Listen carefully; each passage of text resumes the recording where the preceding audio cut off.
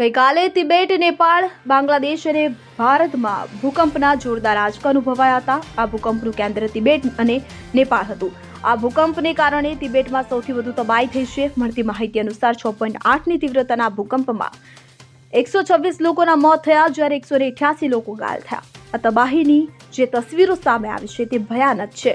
ભૂકંપમાં માત્ર ઇમારતો જ ધરાશાયી થઈ ન હતી, પરંતુ પહાડોના પણ ખંડિત થઈ ગયા હતા.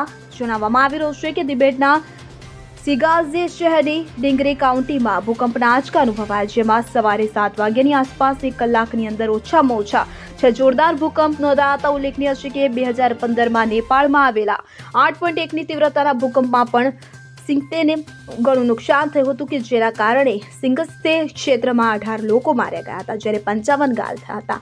ફરી એકવાર જોરદાર ભૂકંપ આવતા લોકોમાં ભયનો માહોલ જોવા મળી રહ્યો છે. Bureau report CN24 news. હવે જુઓ દેશ દુનિયાની તમામ ખબરો તમારી આંગળીના ટેરવે. ઉઠાવો મોબાઈલ અને Google Play Store પરથી ડાઉનલોડ કરો અમારી CN24 ન્યૂઝ મોબાઈલ એપ.